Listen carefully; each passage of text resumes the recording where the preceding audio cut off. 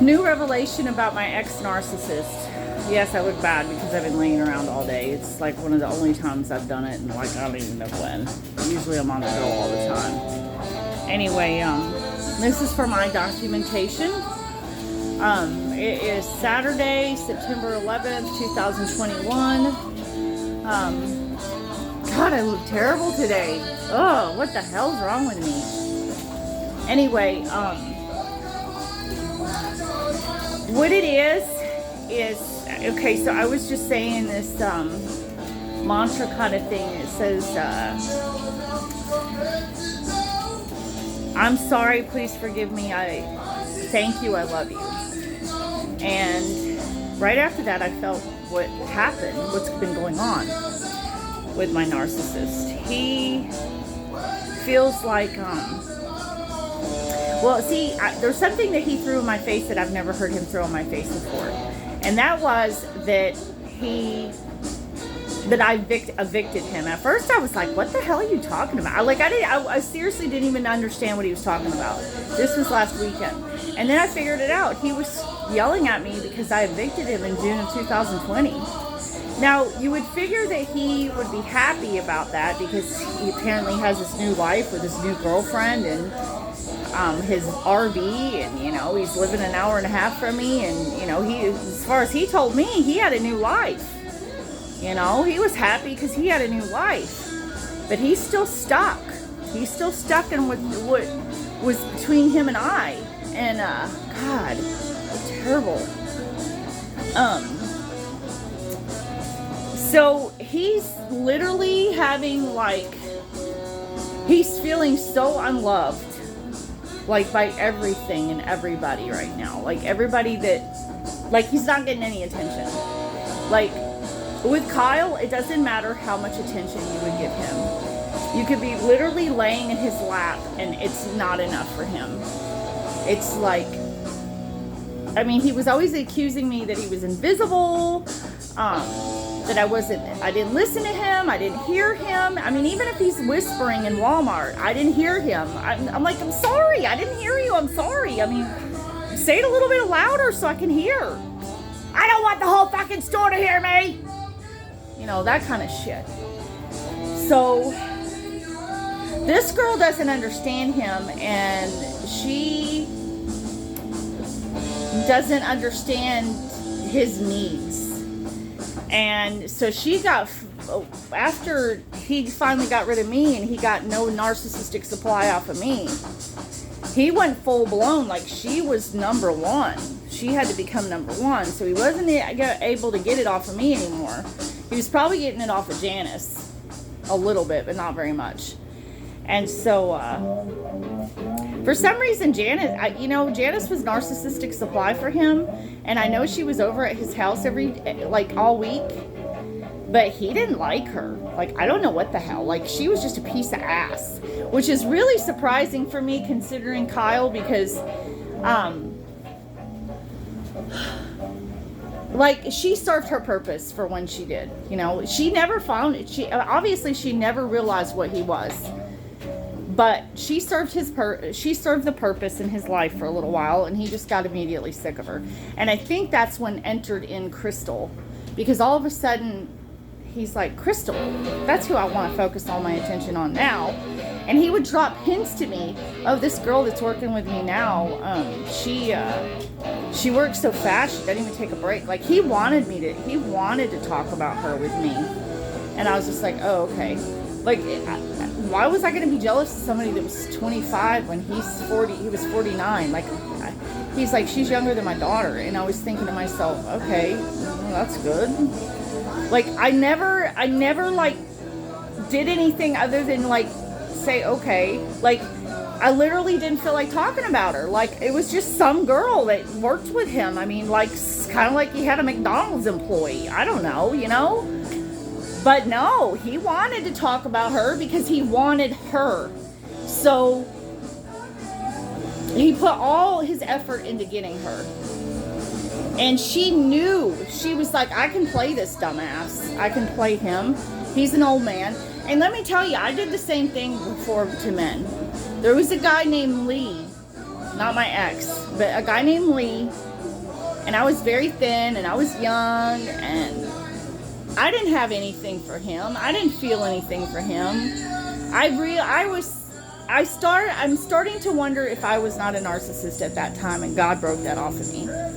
Because it really, honestly, it was about me. It was all about me. It was like I wanted to be center of attention when I walked into a bar.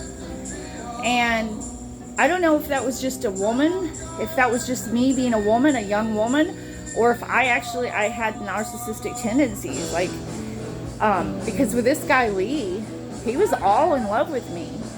And he bought me some nice jewelry. He bought me a leather coat. He bought me a teddy. And I freaking used him. I used him, and I felt bad about it. Like, later on, I was like, I feel ashamed about this because I took that from him. Like, he literally took me to his house one day, and it was one night after work, and he gave me all these gifts, and I was like, okay, I'm ready to go back now. One of them was a nice little teddy and everything. He spent like $300 back in the 90s for a leather Harley Davidson coat, or it wasn't Harley Davidson coat, it was just a fringe coat. It was real beautiful. I still have it, as a matter of fact, but one of my dogs chewed up a bunch of my fringe.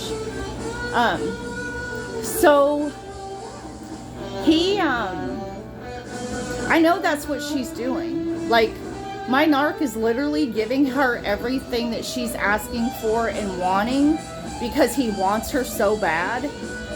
And then he felt like she had finally fallen for his trap. You know, his narcissistic trap by love bombing. And that's when they went out into the mountains. He felt like, oh, I got her now. I got her. She's mine now. But Crystal was still like playing the game like, no, I'm using your ass. I just came up here to take a fucking trip with you. To come see the mountains. I'm homeless, except for you, living with you. I don't have a car, and I know that for sure because he always said that he had to pick her up, and how he threw my face at 2 o'clock in the morning one night after he discarded me, and he says, I'm going to pick up my new trophy girlfriend. And that freaking crushed me. I was alone, you know. I was like, what the hell? Like, why say something so cruel to somebody that you love? Because he was cruel. And he always thought that I was cheating on him. I remember he said, you signed up for some sex date site. You know what I did? He kept telling me about how I was cheating on him all the time. He kept pushing me and pushing me and pushing me. You're cheating on me, you're cheating on me. And I'm like, no, I'm not cheating on you. So, and you know, this was times when he would literally start fights with me, and he would, me and the dogs would run out of the house, and we'd run to the car, and then he would try to punch out the windows, and then he would try to chase us down, and then he'd scream at me in a text message or call me and say that he's just gonna go get a blowjob. And I'd be like, okay, fine, go ahead, I don't give a shit. Well, I thought he was bluffing, and I really did care, but I was just like, whatever, just make it stop. Make it fucking stop. So all this shit, then I was like, fine, he wants to blame me and tell me that I'm freaking cheating on him, then I'm gonna go make a dating site. And so I'd go make a dating site, and then I would be like, I don't want to be in a dating site, and I'd delete it. It happened so many times I can't even count. I don't even know how many times I got it. I didn't want any of those guys. I wanted him. I wanted to make things work with him. So then, at one point, he was telling me what a whore I was and everything. So there was like some dating site, and I gave him my email. Like, that's it. My freaking email. And he saw that on my phone. And so he went ballistic. And you know, one of the very last times I talked to him, he threw up how I was on a date, on a sex site. I was like, I gave him my fucking email. You were telling me what a whore I was, how I was cheating on you all the time. I was so sick and tired of it that I had to that was my outlet. You want me to cheat on you? Is that what you want? I've been faithful to you all this whole time, but since I'm apparently cheating on you, I might as well just go sign up for a sex site. And so that's what happened. I didn't have any interest in no sex site. at that point, because of the abuse, I was having a hard time even thinking about sex. Like, I was seriously, like, I was withdrawing, and I was like, I don't want to have sex. I just want to be celibate because I'm hurting. I'm tired of him coming inside of me and fucking me and then just treating me like trash. So, but you know, you can never try to tell a narcissist any of this. And I was the type, I didn't know anything about gray rocking. I didn't know any, I mean, I tried. I did try. But, I mean, the night that he got bit by the dog, he was harassing me. I was literally gray rocking him. I was gray rocking him. I was sitting there, and I was sitting there trying to work on my book, and I was just ignoring him, and he was screaming at me and screaming at me and screaming at me. And so Nevaeh, my dog Nevaeh, it's right here. That's my doggy Nevaeh. Hi, say hi, Nevaeh. She got sick of him screaming at me. And I mean, I was literally just like ignoring him, and he kept bullying me and bullying me and bullying me and telling me I had a bladder infection because I was a whore. So Nevaeh was like, screw you, and she freaking bit him and put 23 stitches in his ankle the next day because he didn't go to the hospital right away. He didn't go until the next day when he choked me and the police took him to the hospital. So those were the reasons why I did what I did. You can't gray rock him. You could not gray rock him. I'm just letting you know. With some people, it doesn't work. It does not work to gray rock that man. If he was screaming at me literally in my face this close, and he would hold on to me, and he was, you know, screaming at me, and his face is all demonic and contorted and red. And if I like put my head down like that, it would get worse. If I said yes sir, it would get worse. If I said okay, it would get worse. What do you mean okay? Not okay. Yes sir. Not yes sir. Not yes sir. You're just a child. Just a child. I mean, you know, that kind of stuff. There was nothing that you could say or do. You could not end it. There was no way you were going to end it unless you took him in your arms and you lovingly just like kissed him and loved him and just, you know, like nothing was wrong at all. You had to make sure that you cut off all feelings of anger, hurt, pain. You could not have anything, any emotion except absolute love for him. And I blame his father. His father is a child molester.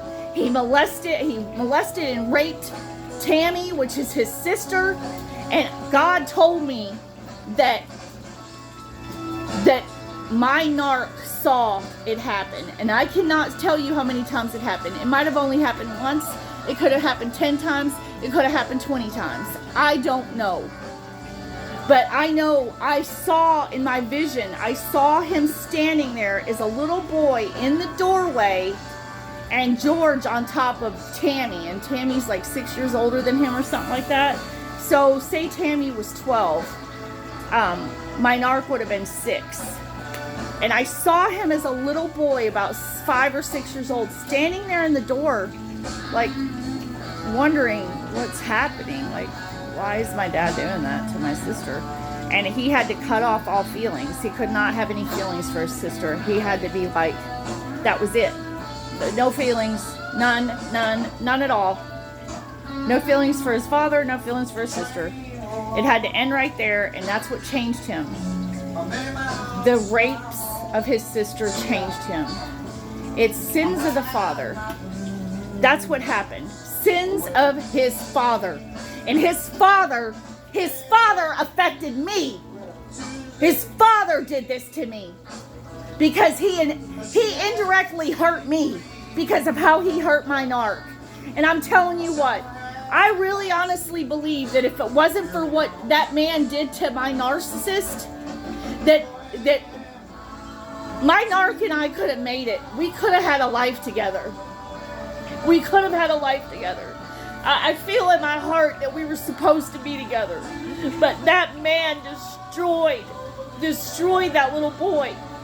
And freaking killed everything inside of him that made him good. And that hurts me. That really, really freaking hurts me. Because I don't want him to hurt like he is. I don't want him to feel so much pain. I want him to know that he's loved. I want him to change.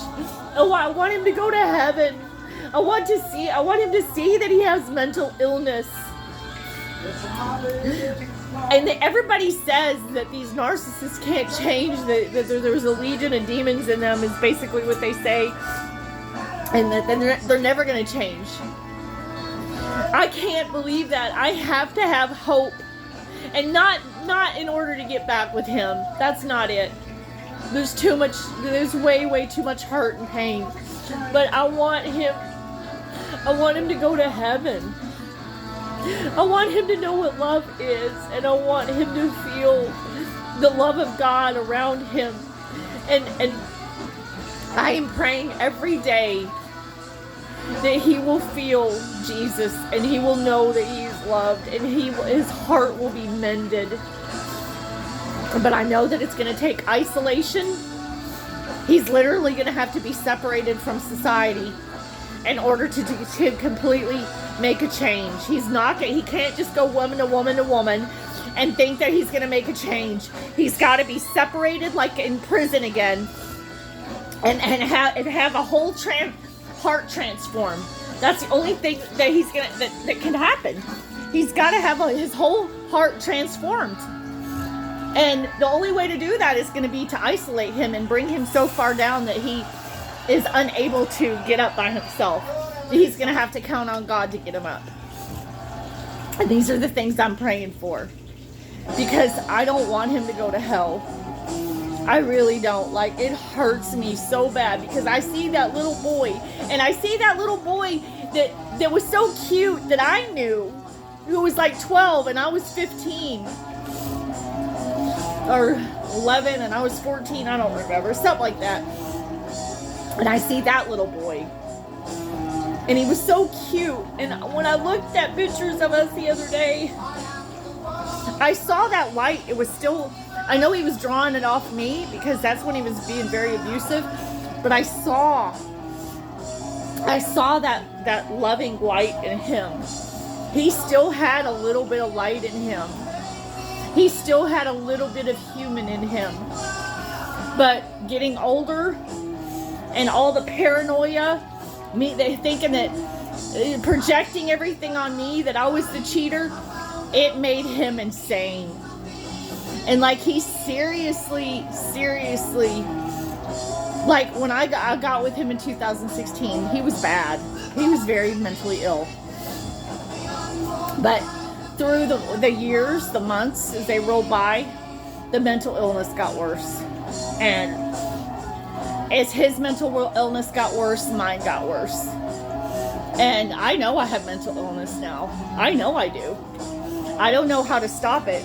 I've literally been turning to the Bible, and then I start going meditation. And then I start doing those mantras. And then I'll be back to the Bible again. Like, I'm trying everything. I'm trying to do my sexual frustration stuff. So, because the sexual frustration from not having him and wanting to be with him and knowing he was with another woman, all that is hurting me so bad. But I've learned I'm doing my own thing. To try to heal from all that. And I don't even want to discuss it here. But it's very, very private. But it's not with any man. Believe me, I wish it was with somebody that I loved, because I have a very romantic heart that I forgot I had. I have a very romantic heart, and I want to be loved by somebody, and I want to love them back. But I don't know if it's going to ever happen in this life. It might never happen, and I got to know that. But I have such a romantic heart. Like, I saw the moon last night, and I was like, I just wanted to be out there holding hands with somebody. And then I was like, Lisa, just enjoy the time out here with your dogs. It's peaceful, it's quiet. But it's like, I'm sick of this. Why can't I be with somebody? Why can't I have somebody? So it's really hard. It's really hard having to deal with being alone all the time. So yeah, that's why I'm going from all these different ways of healing, putting on healing music, the vibrational music. I don't know. I think about him all the time. I think about how much he hurt me. I think about what happened to him. I think about what happened to me. I think about him cheating on me. I think about him being with another woman, being inside of her. I mean, it's totally tormenting me. It's tormenting me. But he was tormenting me before this, so what does it matter now? At least he's not in my face tormenting me. Okay, well, I'm gonna go. I gotta finish my workout. Bye.